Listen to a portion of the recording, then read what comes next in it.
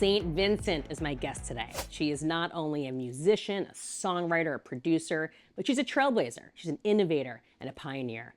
What always fascinates me about people who are such unique creators is that they have the ability to really trust their own instinct, and that is a true gift and a skill. Now, I'm not a Grammy Award winning artist, but I think we all have the ability to harness this feeling within ourselves. You have to trust your gut and listen to your intuition.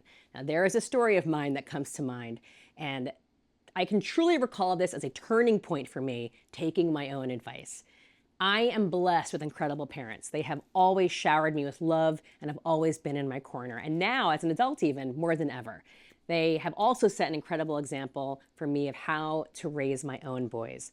But there is this one story. I have shared that before I chose a career in music and entertainment, I wanted to be a doctor. Now, at this point, I was still exploring veterinary science. So I had an interview at a wildlife rehab center to work with the animals. I was a teenager, still living with my parents, and my dad hears interview and tells me I need to wear a suit for it. Now, granted, my dad worked on Wall Street and we were living very different worlds.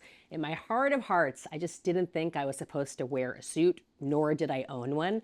But my dad, in trying to help me out, insisted. So I went ahead and bought a blazer with a matching skirt from Contempo Casuals at the mall, which is sort of a Forever 21 type store before there was Forever 21.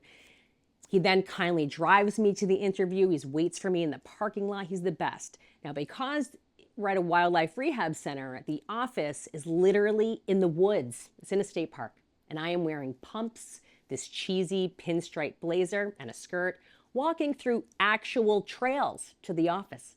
I finally get to the office door and I open it up, and there's my interviewer, Jen, who is wearing a Grateful Dead t-shirt and has a massive nose piercing.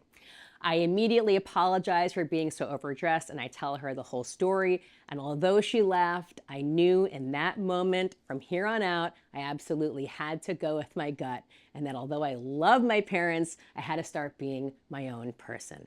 Being in tune with my intuition has served me well and pointed me in the right direction when the path was not always clear. Still though, big shout out to my dad, whose heart was in the right place, even if his style choices were not. I love you, Dad.